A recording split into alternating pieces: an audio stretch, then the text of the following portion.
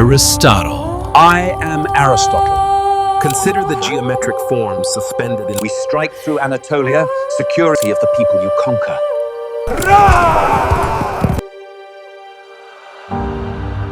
What if I told you that your way of thinking, your sense of right and wrong, your idea of truth was designed more than 2,400 years ago?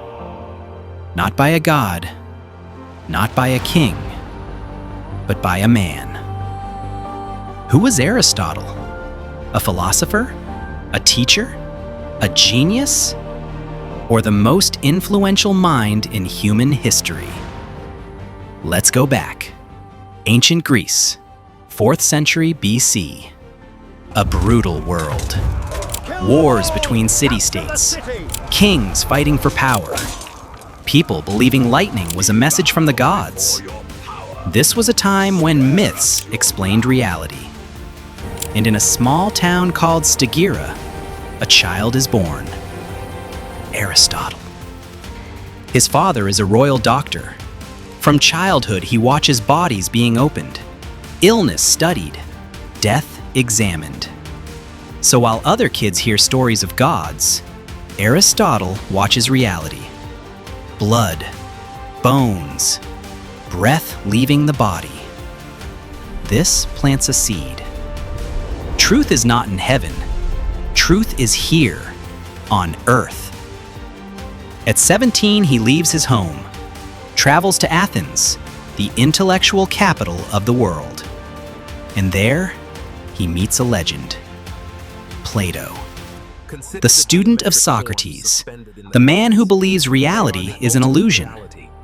Plato teaches that truth exists in a perfect, invisible world. Ideas, forms, perfection beyond touch. Aristotle listens, learns, respects. But inside, he disagrees. He doesn't trust invisible worlds. He trusts what he can see. Plants, animals, politics, human behavior. For 20 years, he studies under Plato. But after Plato dies, Aristotle walks away because he refuses to accept blind belief. He believes truth must be tested, measured, observed.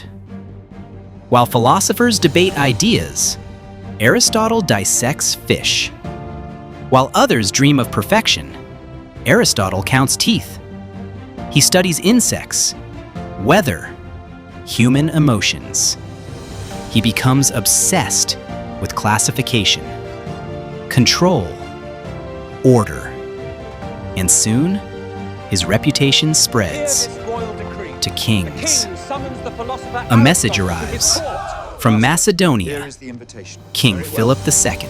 Has he arrived? He wants Aristotle to tutor his son, a 13-year-old boy named Alexander. The future Alexander the Great. For years, Aristotle shapes his mind, teaches him logic, politics, ethics, war strategy. He gives him books, ideas, ambition. And that boy becomes the conqueror of the known world. But here's what history avoids. Aristotle believed some humans were born to rule, and others to be ruled.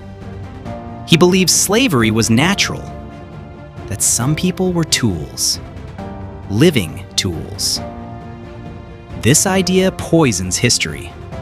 Empires, colonialism, racial superiority.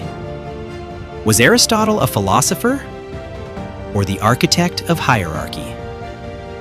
Alexander invades nations, kills millions, burns cities, spreads Greek culture by force.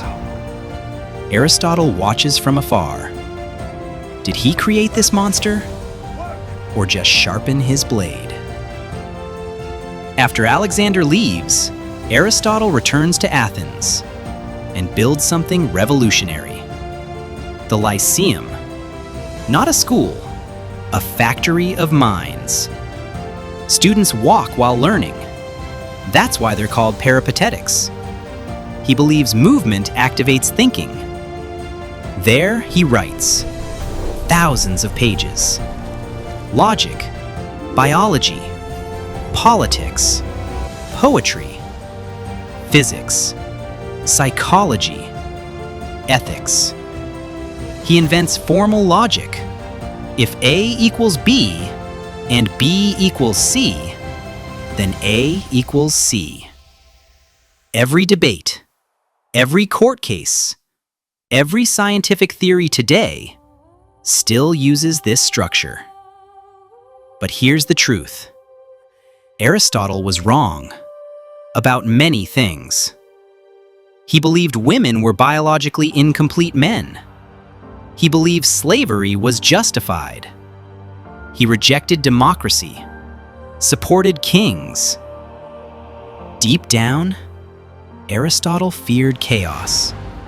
He hated disorder. So he tried to organize everything: animals, plants, society, humans, rulers, servants, masters, slaves. Order over freedom, structure over chaos. For centuries, churches worship his logic. Kings use his politics. Scientists follow his method. He becomes untouchable, the ultimate authority. People stop questioning him until science evolves. People discover Earth is not the center. Objects fall due to gravity. Women are equal. Slowly, Aristotle falls. But not completely. His shadow remains. Every school system, every debate format, every law structure, you still live inside his thinking system. So who really was Aristotle? A genius? Yes. A teacher? Absolutely. A philosopher? Without doubt. But also, a man who shaped power, who justified oppression, who organized humanity like a machine. He built civilization, but also built cages. So the real question is not, who was Aristotle? The real question is, how much of your mind still belongs to him? And if you think you are free, ask yourself, are you thinking or repeating? Ask yourself.